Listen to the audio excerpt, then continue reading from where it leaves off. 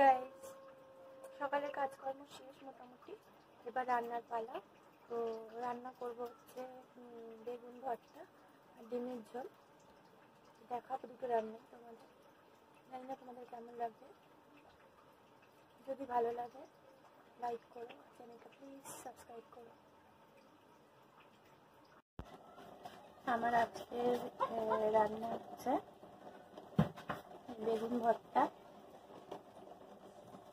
আর ওদিকে ডিম সিদ্ধ হচ্ছে। ডিমের তরকারি করব, এই বেগুন ভর্তা করেছি।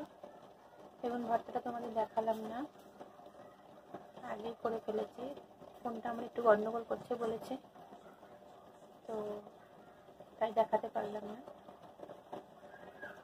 বেগুন ভর্তাটা শুধু হচ্ছে এ দিয়ে পেঁয়াজ, আদা রসুন পেস্ট এই সমস্ত দিয়ে বেগুনটাকে ভাজা ভাজা করে নিয়ে একটু মশলা, হলুদ গুঁড়ো, জিরে গুঁড়ো, লঙ্কা গুঁড়ো, ধনে গুঁড়ো দিয়ে গরম মশলা, ব্যাস এই দিয়ে রান্না। ডিমটা যখন করব দেখাবো।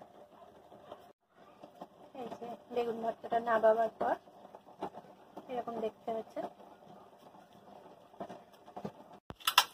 এই যে প্রথমেই ডিমগুলোকে গাগুলো একটু একটু চিড়ে ভালো করে ভেজে নেব।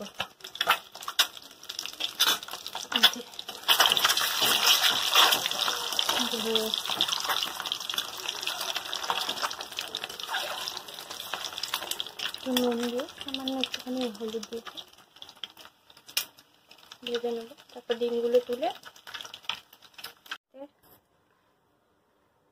তুলে গোটা জিরে ফোড়ন দিয়েছি। এবার আলুগুলো দিচ্ছি।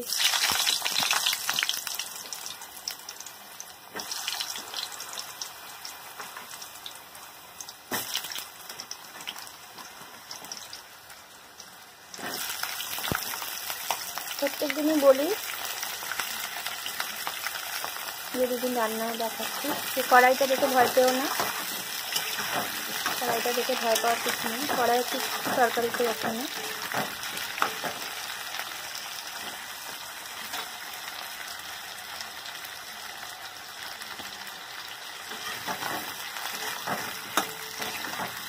আলুটা ভালো করে ভেজে নিয়ে আদা রসুনের পেস্ট দিয়েছি আর পেঁয়াজ বেটারে ঘষে দিয়েছি। এবার মশলাগুলো দেবো।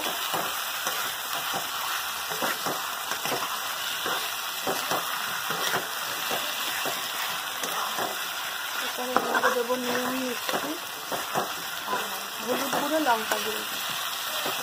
জিরে ধনেটা দিয়ে আমার ডিমটা অত ভালো লাগে না খেতে।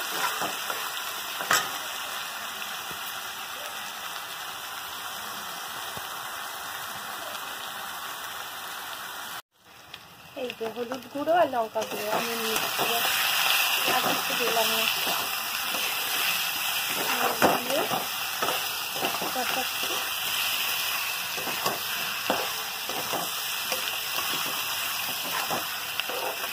একটুখানি সস দিয়ে দেবো। আমাকে আসলে ক্যামেরাটা ধরে করতে হচ্ছে, আমার এখানে রাখার জায়গা নেই বলে আমি দেওয়াগুলো হাতে করে তোমাদের দেখাতে পারছি না। ডিমগুলোও দিয়ে দেবো কষার মধ্যে। ডিমটা কষার মধ্যে দিয়ে দিই, যে ডিমের মধ্যে মশলা টশলাগুলো সমস্ত কিছু ঢুকে যায়।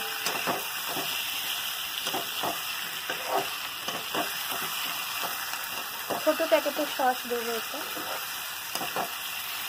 দেখাচ্ছি না।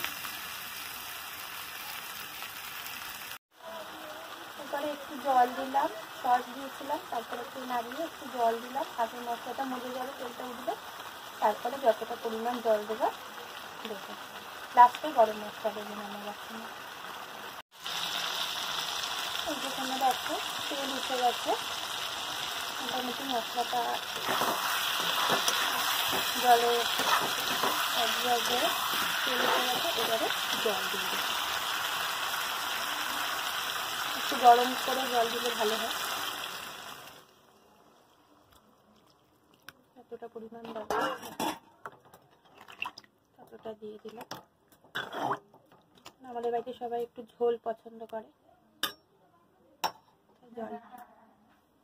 আর এই যে গরম মশলাটা এখনই আমি দিয়ে দেবো, দিয়ে চাপা দিয়ে দেবো। এই যে আমি রান্নায় সানরাইজ গরম মশলা ইউজ করি। আর আদা রসুনের পেস্টটাও যে আমি দিয়েছি ওটাও আমি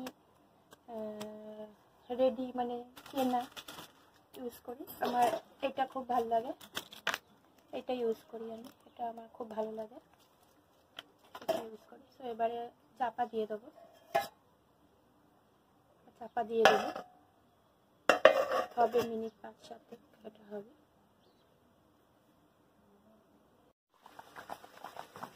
ডিমের তরকারি হয়ে গেছে, আলু টালু সিদ্ধ হয়ে গেছে। আমরা গ্যাসটা বন্ধ করে দেবো। এই পর্যন্তই এখন। এই যে খাবার রেডি, এবার আমি খাবো। হচ্ছে তরকারিটা কালকে ছিল, আর এই বেগুন ভর্তা আর ডিমের তরকারি আজকে।